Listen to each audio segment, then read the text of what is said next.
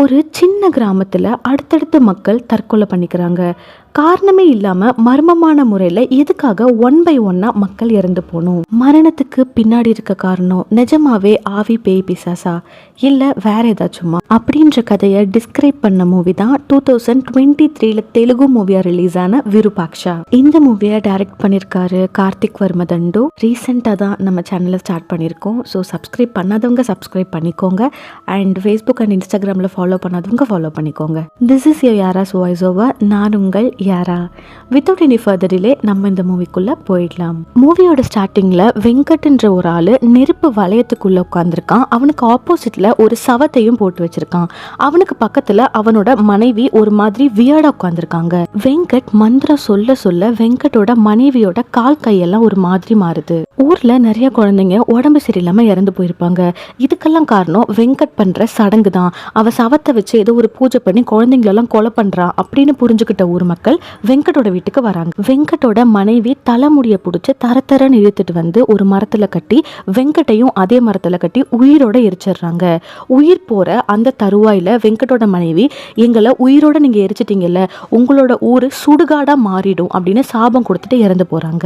வெங்கட்க்கு பைரவ் அப்படின்னு சொல்ற ஒரு பையனும் இருப்பான். தன்னோட அப்பா அம்மா தன்னோட கண்ணு முன்னாடியே எரிஞ்சு இறந்து போறத பார்த்த பைரவ் அந்த துக்கத்தை தாங்கிக்க முடியாம ஏதோ ஒரு மந்திரத்தை முணுமுணுக்க ஆரம்பிக்கிறான். இதை பார்த்த ஊர் மக்கள் ரொம்பவே பயந்து போறாங்க. இவங்க அப்பா அம்மா மாதிரியே இவனும் நம்மளோட ஊரை கெடுத்துருவான், இவனும் நம்மளோட ஊரை சுடுகாடா மாத்திடுவான், இவனையும் கொலை பண்ணணும் அப்படின்னு சொல்லிட்டு பிளான் பண்றாங்க. உடனே அந்த ஊர் தலைவர், குழந்தையா இவனை எதுக்கு நம்ம கொலை பண்ணணும், நான் இவனை வெளியூர்ல போய் அநாத ஆசிரமத்துல சேர்த்து விட்டுறேன் அப்படின்னு சொல்லிட்டு கூட்டிட்டு போய் வேற ஒரு ஊர்ல இருக்கிற அநாத ஆசிரமத்துல சேர்த்து விடுறாரு. இப்போ 1991 காமிக்கிறாங்க. ஊர்ல இருக்க கோயிலுக்கு கரகத்தை செஞ்சு கொடுக்குற ஒரு ஆளு ஏர்லி மார்னிங் தோட்டத்துல அங்கேயும் இங்கேயும் நடந்துட்டு இருக்காரு. அந்த டைம்ல ஸ்டார்டிங் சீன்ல ஒரு 2 பேரை உயிரோட வச்சு எரிச்சிருப்பாங்கல்ல, அவங்க வீட்டுல ஒரு காக்கா நிக்குது. அந்த காக்கா பறந்து வந்து இந்த ஆளை குத்திடுது. காக்கா குத்துனதுல பிரம்ம பிடிச்ச மாதிரி ஆனந்தாலு அப்படியே ஸ்ட்ரெயிட்டா நடந்து போறாரு. காலையில விடிஞ்சிருது. அந்த ஆளோட பையன், அப்பா நீங்க எங்க போயிட்டீங்க அப்படின்னு சொல்லிட்டு காட்டுக்குள்ள தேடிட்டு இருக்கான். அந்த சீன் அப்படியே கட் பண்றாங்க. 15 வருஷத்துக்கு முன்னாடி ஊரை விட்டு போன ஹீரோ, அப்புறம் ஹீரோவோட அம்மா, ஹீரோட ஃப்ரெண்ட் அப்படின்னு 3 பேர் திரும்ப அந்த ஊருக்கு வந்துட்டு இருப்பாங்க. எதனால அப்படின்னா, ஹீரோவோட அம்மாக்கு ஒரு அண்ணன் பொண்ணு இருப்பாங்க. அவங்களையும் பார்த்துட்டு தன்னோட நிலத்தை ஸ்கூல் கட்டுறதுக்காக ஊருக்கு எழுதி கொடுக்கறதுக்காகவும் வந்துட்டு இருப்பாங்க. அத்தையை பார்த்ததும் ஹீரோவோட அக்காக்கு அவ்வளோ ஒரு சந்தோஷம். ரொம்பவே சந்தோஷமா வந்தவங்கள வரவேற்கிறாங்க. ஹீரோவோட அக்காக்கு காது வலி தொந்தரவு இருக்கும். அப்பப்ப காதை நோண்டிக்கிட்டே இருப்பாங்க.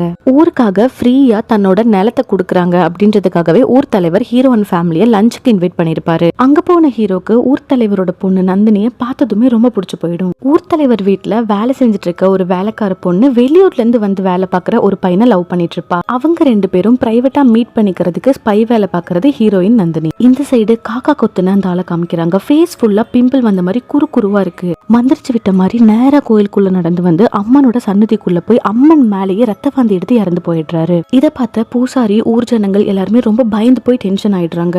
பெரிய அசம்பாவிதம் நடக்க போகுது. கருவறைக்குள்ள மரணமா, இதுக்கு என்ன தீர்வு அப்படின்னு தெரிஞ்சுக்கிறதுக்காக அம்மனோட வேத புத்தகத்தை எடுக்கிறாங்க. இன்னையில இருந்து 8 நாளைக்கு 8 பகல் 8 ராத்திரி கோயில்ல எந்த ஒரு பூஜையுமே நடக்கக்கூடாது. அவங்க வீட்டில் இருக்கிற பூஜை புனஸ்கார சாமான்கள் எல்லாத்தையும் எடுத்துட்டு வந்து கோயிலில் வச்சிருங்க.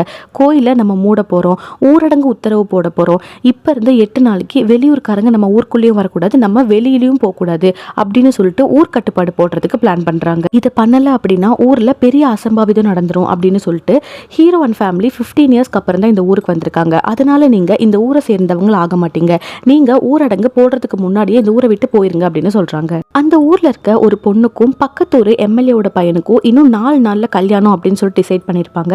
அதனால அந்த பொண்ணோட அப்பா, நாங்க இப்பவே ஊரை விட்டு போறோம்னு சொல்லிட்டு ப்ராப்ளம் பண்றாரு. ஆனா ஊர் தலைவர், ஒரு 4 நாள் தானே, கொஞ்சம் பொறுத்துக்கோ, இந்த ஒரு கல்யாணத்துக்காக நம்ம ஊரை ஆபத்துல வைக்க கூடாது அப்படின்னு சொல்லிட்டு அவரை கண்ட்ரோல் பண்றாரு. ஊர் கட்டுப்பாடு போடுறதுக்கு முன்னாடி ஹீரோ அண்ட் ஃபேமிலி ஊரை விட்டு கிளம்பிடுறாங்க. ஹீரோயின் நந்தினிக்கு சின்ன வயசுல இருந்தே ஒரு வலிப்பு நோய் இருக்கும். அதை டெம்பரவரியா இன்ஜெக்ஷன் போட்டு கண்ட்ரோல் பண்ணி வச்சிருப்பாங்க. கரெக்டா ஊர் கட்டுப்பாடு போடுற நேரத்துல நந்தினிக்கு அந்த வலிப்பு நோய் வந்துரும். வரும். வெளியூர்ல இருந்து ஒருத்தர் மருந்து கொண்டு வந்துட்டு இருப்பான். அதை ஹீரோ வாங்கிட்டு ஊர் கட்டுப்பாடு க்ளோஸ் பண்றதுக்குள்ள உள்ள வந்துருவாரு. கரெக்டான நேரத்துல மருந்தை கொடுத்து நந்தினியோட உயிரை ஹீரோ காப்பாத்திடுறாரு. அதுக்கப்புறம் ஹீரோ எவ்வளவோ ஃபோர்ஸ் பண்ணியும் நந்தினி ஹீரோவை லவ் பண்ணலன்னு சொல்லிட்டு இருப்பா. அப்புறம் ஒரு பாயிண்ட்ல நந்தினிக்கு ஹீரோவை பிடிச்சிரும். ஹீரோவை அவாய்ட் பண்ண முடியாம லவ் பண்ண ஆரம்பிச்சிடுறா. ஹீரோவை லவ் பண்ணிட்டு இருக்க டைம்ல நந்தினி ஹீரோக்கு $1 கொடுக்குறா. இது எப்பவுமே உன்னோட கழுத்துல இருந்து நீ கழட்டக்கூடாது அப்படின்னு சொல்லிட்டு கழுத்துல போட்டு விட்டுறா. ஊரடங்கு உத்தரவு போட்டாச்சு, வெளியூர்ல இருந்து எந்த ஒரு பொருள் இங்க வரவும் கூடாது, நாங்களும் வெளியில வரமாட்டோம் அப்படின்னு சொல்லிட்டு ஊர் கட்டுப்பாடு போட்டுடுறாங்க. இதை பார்த்த வெளியூர் ஜனங்க எல்லாருமே அந்த ஊர்ல இருக்கிற எல்லாருக்குமே அம்மா மாதிரி ஏதோ ஒரு தொத்து நோய் பரவிருச்சு, அதனாலதான் அவங்க யாரும் வெளியில வர மாட்டேங்கிறாங்க. அம்மா மாதிரி ஏதோ ஒரு தொத்து நோய் பரவிருச்சு, அதனாலதான் அவங்க வெளியில வர மாட்டேங்கிறாங்க அப்படி இப்படின்னு சொல்லிட்டு ரூமர் ஸ்ப்ரெட் பண்ணிட்டு இருக்காங்க. ஊரடங்கு போட்ட அந்த அன்னைக்கு தலைவர் வீட்டுல வேலை செஞ்சுட்டு இருந்த வேலைக்கார பொண்ணு தன்னோட காதலன் குமார் கூட ஊரை விட்டே ஓடி போயிடலாம் அப்படின்ற நினைப்புல ஊரை தாண்டி வரா. ரயில்வே ஸ்டேஷன்ல குமார் தன்னோட காதலிக்காக காத்துட்டு இருக்கான். ஊர் கட்டுப்பாட்டை மீறி ஊரை தாண்டி நான் வெளியே வந்துட்டேன், இதனால யாருக்கு என்ன ஆனாலும் என்னதான் குறை சொல்லுவாங்க அப்படின்னு சொல்லி அந்த பொண்ணு ரொம்ப வருத்தப்படுறா. அதை கேட்ட குமார், நீ எதுக்கு கவலைப்படுற, நம்ம 2 பேரும் சந்தோஷமா வெளியூர்ல போய் ஒரு புது வாழ்க்கையை ஆரம்பிக்க போறோம், நீ இந்த நேரத்துல சந்தோஷமா இருக்கணும் அப்படின்னு சொல்லிட்டு பேசிட்டு இருக்க டைம்லயே ஃபாஸ்டா வந்த ஒரு ட்ரெயின் குமார் மேல இடிச்சிருது. குமார் அந்த இடத்துலயே கை காலெல்லாம் உடைஞ்சு இறந்து போறான். தன்னோட காதலன் தன்னோட கண்ணு முன்னாடியே இறந்து போயிட்டான் அப்படின்றத கொஞ்சம் கூட தாங்கிக்க முடியாத அந்த பொண்ணு பித்து பிடிச்ச மாதிரி ஆயிடுறா. அப்படியே நடந்து திரும்ப ஊருக்குள்ள வரா. வர வழியில ஒரு தேனி கூடு இருக்கும். தேனி கூட்டுக்குள்ளேயே போய் தன்னோட முகத்தை வச்சுக்கிறா. தேனி ஃபுல்லா அவளை கொஞ்சம் கொஞ்சமா மூஞ்சி ஃபுல்லா கொத்த ஆரம்பிக்குது. அடுத்த நாள் நைட்டு காட்டுக்குள்ள ஏதோ சவுண்ட் கேட்கற மாதிரி இருக்கும். ஹீரோவோட அக்கா என்ன சவுண்டுன்னு பாக்குறதுக்காக போறாங்க. அங்க பால்காரர் பித்து பிடிச்ச மாதிரி நின்னுட்டு இருக்காரு. அப்ப ஹீரோவோட அக்கா, என்ன ஆச்சன்னா, ஏன் இங்க நிக்கிறீங்க அப்படின்னு சொல்லி கேக்குறாங்க. உடனே அந்த பால்காரர் கத்தி எடுத்து கழுத்தை அறுத்துக்கிட்டு சூசைட் பண்ணிக்கிறாரு. இதை பார்த்து ஹீரோவோட அக்கா பித்து பிடிச்ச மாதிரி ஆயிடுறாங்க. ஊர்க்காரங்க எல்லாருமே அவனுக்கு நிறைய கடன் இருந்துச்சு, அதனாலதான் தற்கொலை பண்ணிக்கிட்டான் அப்படின்னு சொல்லி பேசிக்கிறாங்க. பால்காரர் தான் கண்ணு முன்னாடியே தற்கொலை பண்ணிக்கிட்டதை பார்த்த ஹீரோவோட அக்கா கஸ்தூரி எதையோ பறி கொடுத்த மாதிரியே இருக்காங்க. அடுத்த நாள் தையல் மிஷின்ல உட்காந்து தைச்சிட்டு இருக்கும் போது என்ன நினைச்சாங்கன்னு தெரியல, ஒரு ஊசி எடுத்து தன்னோட காதுல குத்தி தன்னோட உயிரை மாச்சுக்கிறாங்க. ஊர் மக்கள் எல்லாருமே ஹீரோவோட அக்கா கஸ்தூரிக்கு இறுதி சடங்கு செஞ்சுட்டு இருக்காங்க. காது வலி தாங்க முடியாம தான் அவ இறந்துட்டா அப்படின்னு சொல்லி பேசிக்கிறாங்க. ஹீரோவோட குடும்ப வழக்கப்படி தங்களோட குடும்பத்துல யாராவது இறந்துட்டாங்க அப்படின்னா இறந்தவங்க காதுல ரத்த பந்தம் யாராவது நல்லபடியா போயிட்டு வாமா அப்படின்னு சொல்லணும். இப்போ ஹீரோவோட அம்மா அங்க இல்லாதனால ஹீரோ போய் தன்னோட அக்கா காதுல நல்லபடியா போயிட்டு வா அப்படின்னு சொல்ல போறான். அந்த டைம்ல தான் ஹீரோ ஒரு விஷயத்த நோட் பண்றான். ஹீரோவோட அக்காக்கு வலது காது தான் வலியா இருக்கும், ஆனா அவங்க ஊசி வச்சு இடது காதுல குத்தி சூசைட் பண்ணிருப்பாங்க. இப்பதான் ஹீரோக்கு தெரியுது கண்டிப்பா தன்னோட அக்கா காது வலினால தற்கொலை பண்ணிக்கல அப்படின்னு. தொடர்ந்து மரணம் நடந்துட்டே இருக்கு. எதனால தொடர்ந்து ஒருத்தரா இறந்துட்டு இருக்காங்க, இதுக்கு பின்னாடி இருக்க மர்மம் என்ன அப்படின்னு பொதுமக்கள் பூசாரி எல்லாருமே பயந்துட்டு இருக்காங்க. அந்த நேரத்துல ஒரு சாமியார் காக்கா ஒண்ணு இறந்து கிடக்கிறத நோட் பண்றாரு.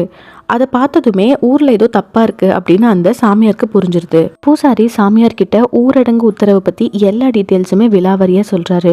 அதுக்கு சாமியார், யாராவது ஊரை தாண்டாங்களா அப்படின்னு சொல்லிட்டு விசாரணை பண்ணுங்க அப்படின்னு சொல்றாரு. எல்லா வீட்டுக்கும் போய் பொதுமக்கள் உள்ளதான் இருக்காங்களா, யாராவது வீட்டை விட்டு வெளியே போயிருக்காங்களா, ஊரை விட்டு வெளியே போயிருக்காங்களா அப்படின்னு சொல்லி செக் பண்றாங்க. அந்த வேலைக்கார பொண்ணு வீட்டுக்கும் போறாங்க. ஆனா தன்னோட பொண்ணு குளிச்சுட்டு இருக்கா அப்படின்னு சொல்லிட்டு வேலைக்கார பொண்ணோட அப்பாவும் அம்மாவும் போய் சொல்லிடுறாங்க. பாவி மக, நம்மள எல்லாரும் ஏமாத்திட்டு போயிட்டா, இந்த ஊரே அவளால ஆபத்துல இருக்கு அப்படின்னு சொல்லிட்டு பின்னாடி திட்டிட்டு இருக்காங்க. சாமியார் அந்த ஊருக்குள்ள வந்த உடனே தெரிஞ்சுக்கிறாரு, இறந்தது 2 பேர் இல்ல, இறந்து போனது மொத்தமா 4 பேர் அப்படின்னு. ஹீரோயினுக்கு ட்ரீட்மெண்ட் பண்ற டாக்டர் கிட்ட போய் கேட்கிறாரு, இந்த ஊர்ல என்னதான் நடக்குது, ஏன் எல்லாரும் மர்மமான முறையில இறந்துட்டே இருக்காங்க அப்படின்னு சொல்லி கேட்கிறாரு. அதுக்கு அந்த டாக்டர், சரியா 12 வருஷத்துக்கு முன்னாடி ஊருக்கு ஒதுக்குப்புறத்துல இருக்கிற ஒரு வீட்டுல ஒரு ஃபேமிலி வாழ்ந்து வந்தாங்க. அவங்க பில்லி சூனியம் அப்படின்னு பல வித்தைகளை பண்ணி நிறைய குழந்தைங்கள பலி கொடுத்துட்டாங்க. அதனால ஊர் மக்கள் எல்லாருமா சேர்ந்து அவங்க 2 பேர்த்தையும் ஒரு மரத்துல கட்டி போட்டு எரிச்சுட்டாங்க அப்படின்ற உண்மைய சொல்றாரு. இதெல்லாம் தெரிஞ்சுக்கிட்ட ஹீரோ உண்மைய கண்டுபிடிக்கணும் அப்படின்றதுக்காக அதிகாலையில பால்காரர் எந்த வழியில ஊருக்கு பால் ஊத்த வருவாரோ அந்த வழியில தேடி பார்த்துட்டு இருக்காரு. அந்த டைம்ல ஒரு இடத்துல மட்டும் ரொம்ப கெட்ட வாடை ஒன்று வருது. எங்கேருந்து அந்த கெட்ட வாடை வருது அப்படின்னு சொல்லிட்டு திரும்பி பார்க்குறாங்க. அங்கே ஒரு டிஃபன் பாக்ஸ் கிடக்குது. அது பக்கத்தில் ஒரு தண்ணிக்குள்ளே ஏதோ ஒன்று மின்ற மாதிரி தெரியுது. என்னது அப்படின்னு சொல்லிட்டு எடுத்து பார்த்தா அது பால்காரரோட சைக்கிள் தான். அப்போது பால்காரர் இந்த இடத்துக்கு வந்திருக்காரு. எதையோ பார்த்து பயந்து தான் அவர் கீழே விழுந்திருக்காரு அப்படின்னு கன்ஃபார்ம் பண்ணுறாங்க. அதுக்குள்ளே இன்னும் கொஞ்சம் டீப்பாக போய் பார்த்தா ஒரு பொண்ணோட போனம் கிடக்குது. வேலைக்கார பொண்ணு தேனீக்கள் கொட்டி இறந்து கிடக்குறா. அந்த பொண்ணோட அப்பா அம்மா ஊர்க்காரங்க அப்படின்னு எல்லாருமே அந்த இடத்துக்கு வராங்க. அவங்க அப்பா அம்மா கதறி கதறி அழுகிறாங்க. எங்கள் பொண்ணு யார் கூடயும் ஓடி போகல, அவள் தேனீக்கள் கொட்டப்பட்டு தான் இறந்துருக்கா அப்படின்னு ஆணித்தனமாக அழுத்தி சொல்கிறாங்க. ஆனால் அந்த பொண்ணோட பேக் செக் பண்ணி பார்க்கும்போது அதில் 2 ட்ரெயின் டிக்கெட் இருக்கு. அதை பார்த்த ஹீரோ கன்ஃபார்ம் பண்ணிடுறாரு, இவ கண்டிப்பா தன்னோட காதலன் குமார் கூட தான் ஊரை விட்டு ஓடி போக பிளான் பண்ணிருப்பா. வெளியில போயிருக்கா, குமாருக்கு ஏதோ ஆயிருக்கு, அதை பார்த்து பயந்தவ திரும்ப ஊருக்குள்ளேயே வந்திருக்கா. இதனாலதான் இந்த அசம்பாவிதம் எல்லாமே நடக்குது அப்படின்னு சொல்லி விசாரிக்க ஆரம்பிக்கிறான். ரயில்வே ஸ்டேஷன்ல என்ன நடந்துச்சு அப்படின்னு விசாரிக்க ஆரம்பிக்கிறான். ரயில்வே ஸ்டேஷன்ல ஒரு ஆள் ட்ரெயின்ல அடிபட்டு துண்டு துண்டு ஆனதை யாரோ பார்த்திருப்பாங்க. கூட ஒரு பொண்ணு இருந்ததாகவும் யாராவது சொல்லியிருப்பாங்க. இப்போ அந்த பொண்ணு எங்க இருக்கு அப்படின்னு கேட்கும்போது மார்ச்சுரியில இருக்குன்னு சொல்றாங்க. ஹீரோவால வெளியில போக முடியாது. அதனால ஹீரோவோட ஃப்ரெண்டு கிட்ட சொல்லி அந்த மார்ச்சுரியில் இருக்கிற பொண்ணு குமாரோட தான் இல்லையா அப்படின்னு கன்ஃபார்ம் பண்ண சொல்றான். அவனும் பார்த்துட்டு கன்ஃபார்ம் பண்றான், மார்ச்சுரியில இருக்கிற பொண்ணு குமாரோடது தான் அப்படின்ட்டு. அப்போ அந்த சாமியார் சொன்ன மாதிரி மொத்தமா 4 சாவு விழுந்திருக்கு. இந்த இடத்துல தான் ஹீரோ ஒரு பேட்டர்னை நோட் பண்ணுறான். அதாவது யார் ஃபஸ்ட்டு இறந்து போனாங்களோ அவங்க சாவை பார்க்குறவங்க தான் அடுத்தடுத்து இறந்து போயிட்டுருக்காங்க. ஃபார் எக்ஸாம்பிள் ஃபஸ்ட்டு இறந்தது குமாரோட சாவை பார்த்த அந்த வேலைக்கார பொண்ணு இறந்துடுறா. அந்த வேலைக்கார பொண்ணோட சாவை பார்த்த பால்காரர் இறந்துடுறாரு. அந்த பால்காரரோட சாவை பார்த்த ஹீரோவோட அக்கா இறந்துடுறாங்க. அடுத்து ஹீரோவோட அக்காவோட இறப்பை பார்த்தது யாரு அப்படின்னு கொஸ்டின் மார்க் வருது. ஹீரோவோட அக்காவோட சாவை முதல்ல பார்த்தது ஹீரோயின் நந்தினி தான். அப்போ அடுத்து சாக போறது நந்தினி தான் அப்படின்னு சொல்லிட்டு எல்லாரும் நந்தினி தேடிட்டு இருக்காங்க. நந்தினி வேக வேகமா ஃபர்ஸ்ட் சீன்ல 2 பேரை எரிச்சு கொலை பண்ணுவாங்கல்ல, அவங்க வீட்டை நோக்கி போயிட்டு இருக்கா. அப்போ மரத்து மேல இருந்த ஒரு ஆளு வீட்டுக்கு ஓடி போய் நந்தினி அக்கா அந்த பழைய வீட்டுக்கு போறாங்க அப்படின்னு வந்து சொல்றான். நந்தினி எல்லாரும் வர்றதுக்குள்ளேயே அங்க இருந்த கிணத்துல பொத்துன்னு குதிச்சிடுறா. கரெக்டான டைம்ல ஹீரோ நந்தினியை காப்பாத்திடுறாரு. நந்தினியை காப்பாத்திட்டு வீட்டுக்கு கொண்டு வந்தோடனே ஊர் மக்கள் எல்லாருமே அந்த இடத்துக்கு திரண்டுறாங்க. இப்போ நந்தினி சாகிறத யார் அடுத்து பாக்குறாங்களோ அவங்க தான் அடுத்து செத்துருவாங்க. அதனால நந்தினியை உயிரோட கொல்லணும், நந்தினியை உயிரோட சமாதி பண்ணணும் அப்படின்னு ஊர் மக்கள் எல்லாருமே சொல்றாங்க. இதை கேட்ட நந்தினியோட அப்பா ரொம்பவே வருத்தப்பட்டு அழுகிறாரு. என் பொண்ணை விட்டுருங்க அப்படின்னு சொல்லி கதறாரு. ஆனா ஊர் மக்கள் யாருமே இதை கேட்கறதுக்கு ரெடியா இல்ல. உடனே அம்மனோட சன்னதியில் இருக்கிற அந்த புத்தகத்தை எடுத்துட்டு வராங்க. ஏதாவது பரிகாரம் இருக்கா அப்படின்னு சொல்லிட்டு தேடுறாங்க. அந்த பரிகாரத்தை எல்லாம் பார்த்துட்டு அந்த பூசாரி ஒரு 6 அடிக்கு சவப்பெட்டி ஒன்று எடுத்துட்டு வாங்க அப்படின்னு சொல்றாரு. அந்த சவப்பெட்டியில நந்தினியை போட்டு ஜீவ சமாதி நம்ம அடைய வைக்கணும். சூனியத்திலிருந்து நம்ம ஊர் நம்மளால காப்பாற்றிக்க முடியும் அப்படின்னு சொல்லி சொல்றாரு. அதுக்கு இன்னும் 10 மணி நேரத்துக்குள்ள நம்ம இந்த சடங்கை முடிக்கணும் அப்படின்னு பூசாரி சொல்றாரு. அதுக்கு ஹீரோ இன்னும் 10 மணி நேரம் டைம் இருக்குல்ல, எனக்கு ஒரு 8 மணி நேரம் மட்டும் டைம் கொடுங்க, நான் எப்படியாவது நந்தினியை காப்பாத்திடுறேன், எப்படியாவது இந்த சூனியத்துக்கு ஒரு சொல்யூஷன் கொண்டு வரேன் அப்படின்னு ஊர் மக்கள் எல்லார்கிட்டையுமே பெர்மிஷன் வாங்கிட்டு அந்த டாக்டர் அப்புறம் ஹீரோ 2 பேரும் சேர்ந்து ஃபர்ஸ்ட் சீன்ல 2 பேரை எரிச்சு கொலை பண்ணியிருப்பாங்கல்ல அந்த வீட்டுக்கு போறாங்க. அங்க போய் இந்த ப்ராப்ளம் எப்படியாவது சால்வ் பண்ண முடியுமா, இந்த சூனியத்தை எப்படியாவது எடுக்க முடியுமா அப்படின்னு சொல்லிட்டு நிறைய தேடி பார்க்குறாங்க. ரொம்ப வருஷமா யூஸ் பண்ணதுனால அந்த வீடு ரொம்பவே அலங்கோலமாக கிடக்குது. அங்கே ஹீரோக்கு ஒரு புக்கு கிடைக்குது. ஃபர்ஸ்ட் சீன்ல இறந்து போன ஆள் வெங்கட் எழுதின புக்கு தான். இப்போ யாராவது இறந்து போறாங்க அப்படின்னா அடுத்த 6 மணி நேரத்துக்கு அவங்களோட கண்ணில் அந்த உயிர் இருக்கும்.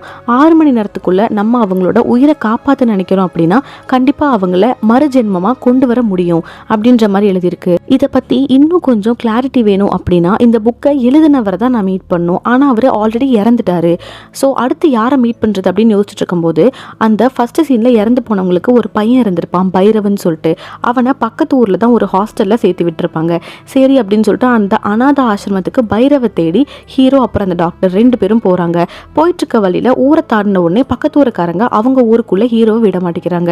உங்கள் ஊரில் ஏதோ ஒரு நோய் இருக்குது, நீ எங்கள் ஊருக்கு வந்தால் அந்த நோய் எங்களுக்கும் வந்துடும் அப்படின்னு சொல்லிட்டு கொஞ்சம் ஃபைட் சீன்ஸ் எல்லாம் போகுது. ஹீரோ எல்லாரையுமே ஓவர் கம் பண்ணிட்டு அந்த அநாத ஆசிரமத்துக்கு போயிடுறாரு.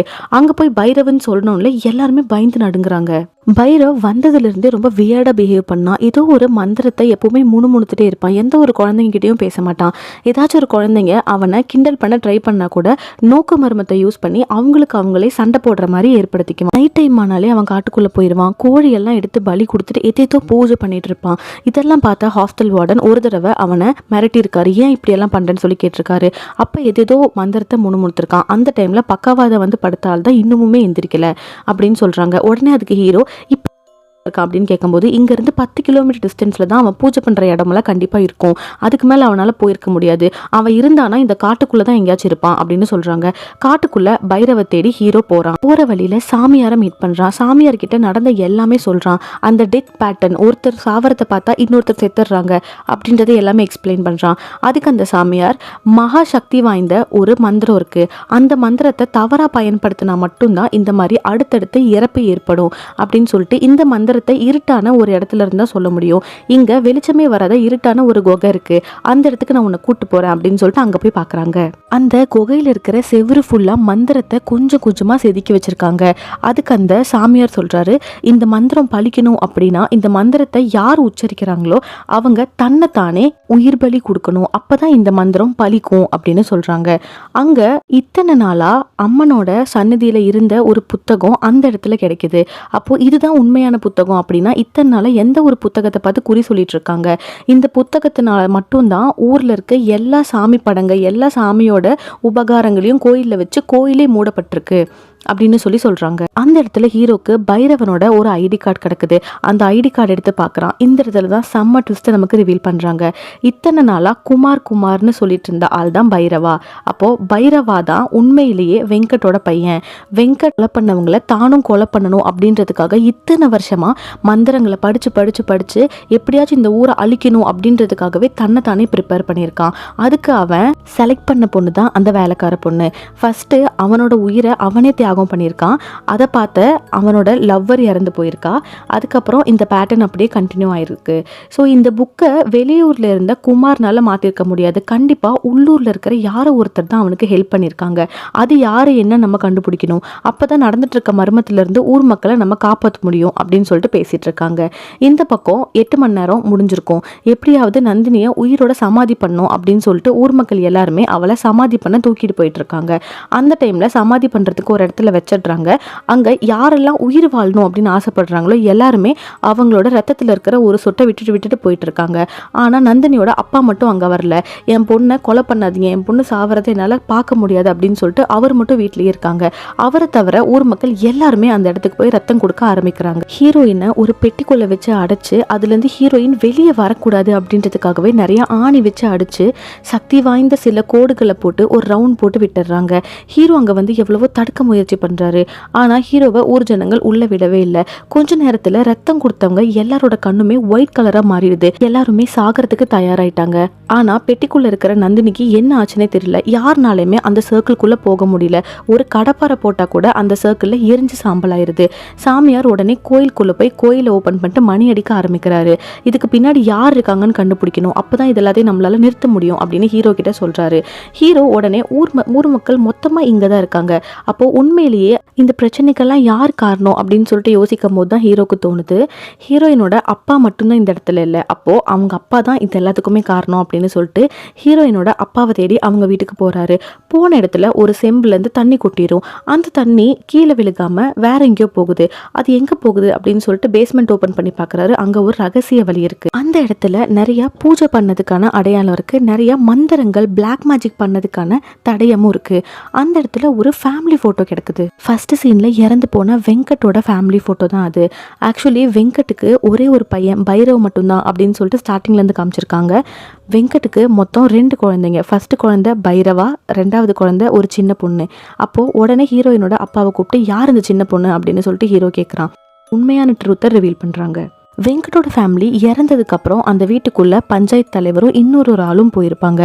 அப்போ வீட்டுக்குள்ள ஹீரோயின் ரொம்பவே உடம்பு சரியில்லாத நிலைமையில பயந்தபடி படுத்து கிடப்பா. மனசு கேட்காத பஞ்சாயத்து தலைவர் அந்த பொண்ணை ஊருக்கு தூக்கிட்டு வந்துட்டு வீட்டில் இது என்னோட சொந்தக்கார பொண்ணு அப்படின்னு சொல்லிட்டு வளர்த்திருப்பாரு. இதை கேட்ட ஹீரோ ரொம்பவே ஷாக் ஆயிடுறான். இத்தனை வருஷமா குமார் கூட சேர்ந்து ஊரை பழி வாங்கணும் அப்படின்னு நினைச்சிட்டு இருந்தது குமாரோட தங்கச்சி நந்தினி தான். தன்னோட பெத்தவங்களோட சாவுக்கு நீதி கிடைக்கணும் அப்படின்றதுக்காக இப்படி பண்ணியிருக்கா. உடனே ஹீரோ அந்த இடத்துக்கு போறான். அந்த இடத்துக்கு போய் பார்த்தா நந்தினியோட உடம்பு அந்த பெட்டிக்குள்ள இருந்து உடைச்சிட்டு வெளியே வந்து நிக்குது. இப்போ நந்தினியோட உடம்புக்குள்ள அவளோட அண்ணா பைரவாவும் இருக்கான். உடனே ஹீரோ சொல்றான், நந்தினி நிறுத்துன்னு சொல்றான்.